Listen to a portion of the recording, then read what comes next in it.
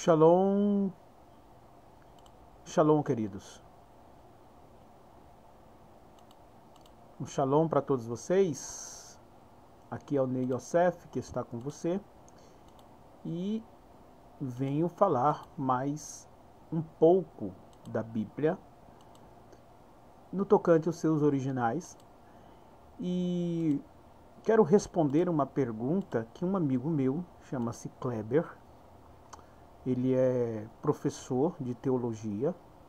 Ele é um professor de teologia e é um grande estudante, gosta muito de estudar, mas na área dos originais, ele me fez a pergunta e eu quero responder ele.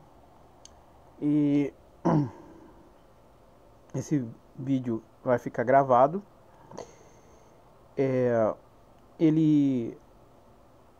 Uma das grandes polêmicas que ele gosta muito de adentrar é sobre a divindade do Messias, né? Ele não crê exatamente na Trindade e na eternidade do Mashiach. Então é óbvio que quando se parte para as Escrituras, partimos para as Escrituras, o que prevalece é as Escrituras e não o que eu acredito, a confissão de fé que eu acredito e que defendo, mas é o que as Escrituras exatamente diz.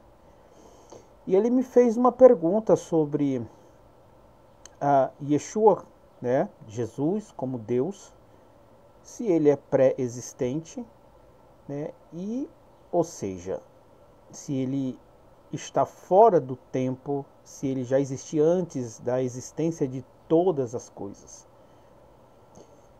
Bom, eu vou fazer uma análise aqui do grego, do texto grego.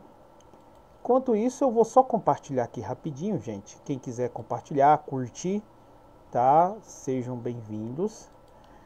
E vocês vão estar ajudando o nosso trabalho. Tem gente que diz que está com saudade de ouvir falarmos das Escrituras, então eu peço aos irmãos que nos ajudem então a estar compartilhando. Então, deixa eu só aqui compartilhar, tá bom, gente? Enquanto isso, ajuda a compartilhar, convida seus amigos e vamos lá. Eu vou compartilhar aqui.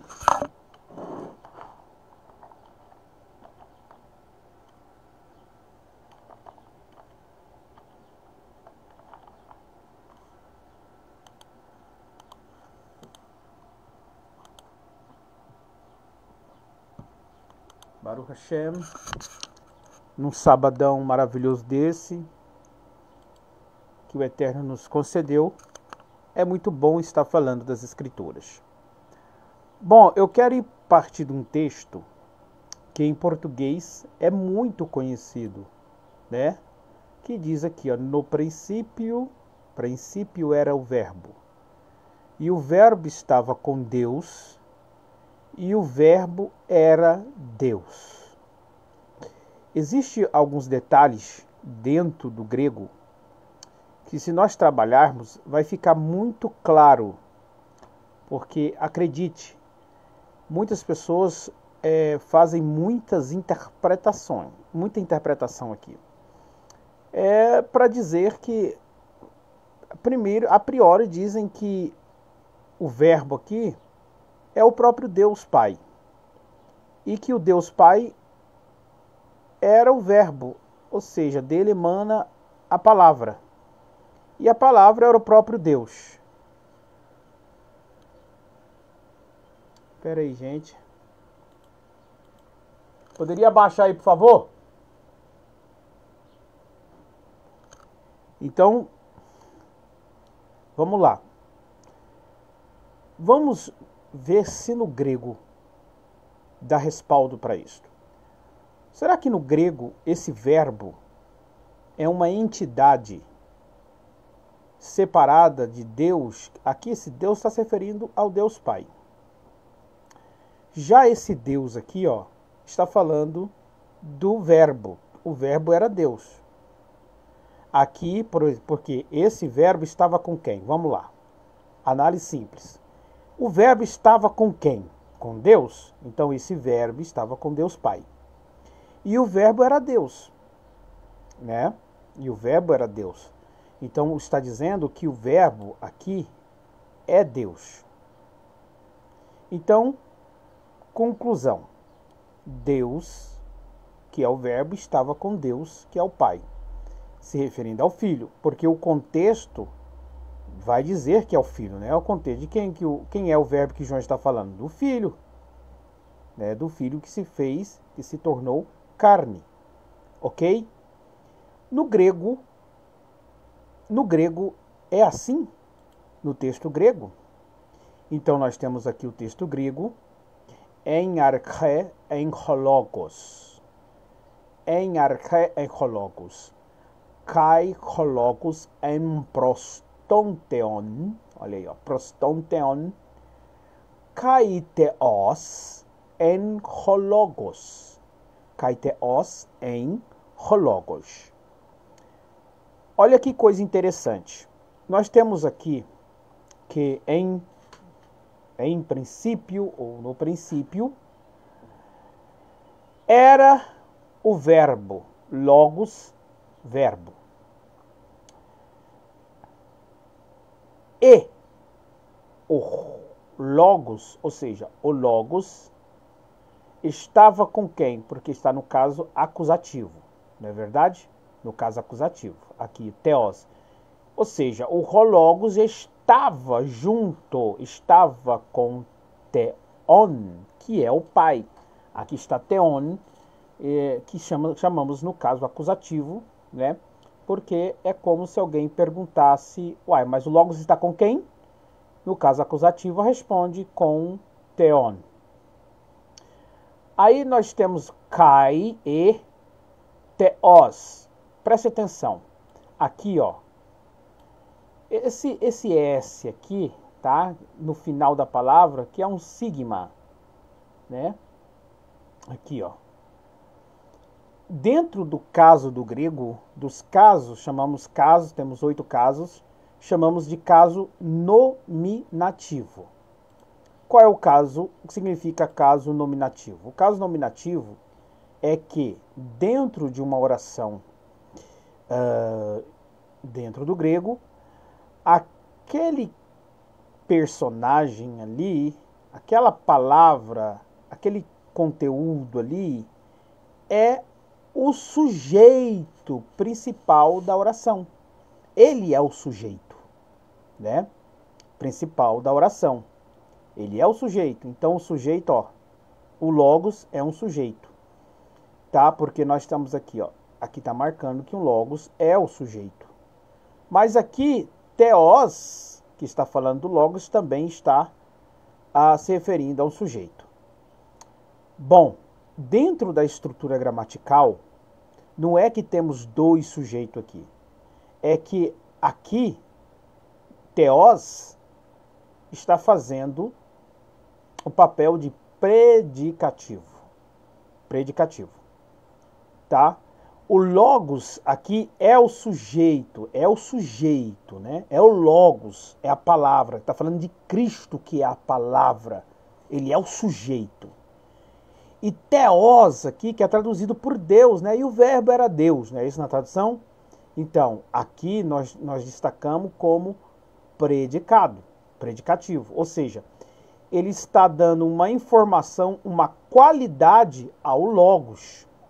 Então, o theos aqui está dando a qualidade para o logos. Ou seja, o logos aqui é theos. Ou seja, o que significa isso?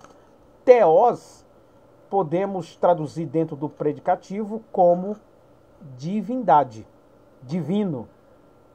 Ou seja, que possui uma natureza divina. Tá? Theos aqui é divindade, tá? Por toda essa palavra divindade, theos pode ser traduzido, tá, dentro da estrutura gramatical do grego como theos, até porque quando, por exemplo, em alguma homilia, em algum texto dentro do grego, quando um escritor ele quer falar, ele quer usar a palavra divindade, literalmente divindade, então ele vai conjugar dentro dessa estrutura theos. Então, theos traduzido por divindade. Já no caso aqui, como ele está no predicativo, ele tem que ser a divindade ou que possui a natureza, a mesma natureza do Pai. O que significa isso? É que dentro do texto da oração de João, ele está querendo dizer que nós sabemos que o Pai, o Deus Pai, quando falamos de Deus, né, Deus é uma divindade, uma natureza divina. O que é uma divindade? Se referindo a Deus, né, ao Deus Pai. Quais são os atributos dessa divindade? Então, a divindade tem a eternidade, infinitude, sua infinitude, a sua natureza, nós chamamos de espiritual, mas observe, Deus, na realidade, gente, não tem como você definir Deus. Nós usamos recursos linguísticos, tá?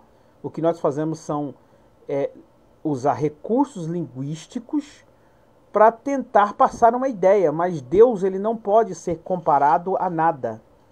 Deus é infinito, mas quando usamos a palavra infinito, nem a expressão infinito consegue explicar o que é Deus. Entende? Então, mas mesmo assim, para nós termos uma ideia da divindade, nós precisamos usar alguns recursos linguísticos. Maimônides, que foi um grande rabino, um dos rabinos mais sábios que já existiu no judaísmo, né? Maimônides, ele tem, quando ele fala no Guia dos Perplexos, que eu tenho um livro dele aqui, Guia dos Perplexos, ele vai trabalhar sobre que quando vamos tentar definir a Deus, a questão não é você colocar definições, mas tentar explicar o que Deus não é. Então não tem como explicar na ideia, segundo o que Maimônides explica, é que você não tem como explicar o que Deus é. Entende? Ney, mas a Bíblia diz que Deus é aquilo, que Deus é... Então, a Bíblia usa recursos linguísticos para tentar passar uma ideia. Entende? É como os sábios, os grandes sábios rabinos, e até hoje a teologia também sistemática, sabe que nós não, o recurso linguístico não tem como definir a Deus, e Deus ele desce ao nível dos homens, né? Então Deus precisa descer ao nível dos homens, né? Falando da revelação bíblica, falando do que Deus, da inspiração que Deus deu para os profetas. Então, nenhum profeta e nenhum homem conseguiu ver o que Deus é, mas representações. Entende? Representações. São representações. Algo que parece, algo... Porque, por exemplo, o profeta teve uma visão. Ele viu lá uma roda de fogo e um trono e um querubim. Mas como que ele sabe que aquilo é um trono? É porque ele, como ser humano, né, que viveu principalmente na época de monarquia, ele teve experiência mental com um trono, que é um trono. Quando ele teve uma revelação profunda, né, que Deus os arrebatou, quando ele viu aquele trono, ele não viu um trono literal, ele viu algo semelhante a um trono, que parecia um trono. Então ele tinha que fazer essas ligações cognitivas, então assim, a revelação, a experiência estava muito mais além, mas ele tinha aquela revelação, aquela compreensão segundo o nível de experiência, de comparação que ele fazia com as coisas da vida, né? Então, ninguém pode ver a Deus, ninguém pode definir Deus, entende, gente? Então, quando você vê algumas definições dentro das escrituras, temos aí principalmente a questão da língua portuguesa, e para o hebraico, o grego, né, para esclarecer melhor, mas entendendo que ninguém pode definir Deus. Por exemplo, Deus é espírito, isso é só um recurso linguístico. No grego, Deus é pneuma, né? Deus é um pneuma. E o que é um pneuma? Pneuma pode ser traduzido por vento, fôlego, isso mesmo, gente. Vento, fôlego, até energia, entre aspas, né? E assim, oxigênio, inspiração. Nossa, a definição de pneuma, que é traduzido por espírito, ele é muito vasto, ele tem muito significado dependendo do seu contexto. Aí nós temos na tradução que Deus é espírito, né? Deus é espírito. Mas na realidade, a essência do que Deus ultrapassa esse conceito de espírito, porque o espírito poderíamos aplicar a anjos. Anjos é espírito. Logo, a natureza de Deus não é a mesma dos anjos. A natureza dos anjos não é a mesma de Deus. Entende? Deus é algo que vai muito mais do que anjos. E anjos são chamados de espírito. Para quem crê na tricotomia, né, corpo, alma e espírito, poderíamos dizer que você tem um espírito dentro de você. Então, o seu espírito é eterno, o seu espírito é infinitude, o seu espírito ultrapassa entende? Então, não. Até o seu espírito é limitado. Mas Deus não. Deus é algo que vai muito mais além. Então, quando diz que Deus é espírito, é só recursos linguísticos. Deus é muito mais do que isso, do que espírito. Deus é muito mais que a definição de amor. É muito mais do que isso. Então, nós só usamos recursos para entender a Deus na nossa linguagem. Mas Deus está além disso. Vocês entendem isso? Falando aqui então, falando aqui da divindade, falando aqui do logo do Theos aqui, né? Do Theos, voltando, o texto está dizendo que aqui, aqui é um predicativo, Theos, que é traduzido traduzimos por Deus. É um predicativo para o Logos. Logos, ele é um nominativo, tá? Tá um nominativo. O que determina o nominativo é aqui. Tá vendo essa palavrinha aqui, ó? É o caso chamado caso nominativo. Mas aqui não tá também, no caso nominativo, não é a palavrinha então. Segundo as regras, por exemplo, dentro da estrutura gramatical, quando temos dois nominativos, primeiro nós determinamos qual é o sujeito principal. O sujeito principal da estrutura da oração é logos. O logos, então, recebe um predicativo. É tipo assim, então, gente, o logos, a palavra, é theos, que é divindade. O que ele quer dizer é que essa divindade possui a mesma divindade de Theon, que é o Pai. A mesma divindade. Essa é a estrutura do texto. Então, o que ele quer dizer, gente, é que é como se ele quisesse dizer assim, gente, Jesus, que é o verbo, ele possui a mesma natureza do Pai. Então, vamos lá. Tá aqui, ó. Logos, que é o verbo. O verbo estava com o tom Theon, que é o Deus Pai. E o verbo era Deus. Então, esse Deus aqui dentro da estrutura do grego oracional, esse Deus aqui atribuindo ao verbo é chamado de predicativo. Então, eu poderia traduzir a melhor tradução. É claro que isso aqui não está errado, essa tradução. Mas se eu quisesse passar o sentido semântico do texto mais claro ainda, eu poderia traduzir que o verbo possui ou é da mesma natureza do Pai. Ou seja, o verbo é divino, ou era divino. Entende? Então, ou possui a divindade. Ou seja, do Pai a mesma. Ou seja, a mesma divindade, a mesma natureza. O Filho é o único ser que possui a mesma natureza do Pai. Observe.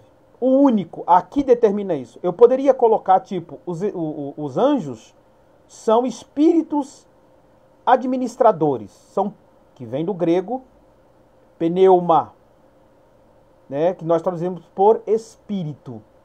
Já expliquei que Deus vai muito além da ideia de espírito, porque os anjos não possuem a mesma natureza em sua plenitude, a mesma natureza do Pai. Entende? Então o Pai, quando a Bíblia diz que Deus é espírito, são recursos linguísticos, Deus precisa descer ao nosso nível, para que nós entendamos alguns conceitos, tá? Mas Deus não pode ser considerado simplesmente um espírito, porque ele vai além disso. Os anjos, temos a ideia de espírito, porque eles têm uma natureza própria, mas não a mesma natureza do Pai. Já o Filho, o Filho aqui, dentro da oração do grego, é determinante que ele possui a mesma natureza do Pai. Isso é o que já no princípio de uma exegese, quando você faz uma exegese, você é uma exegeta, isso é o que a estrutura oracional, sintático do texto determina.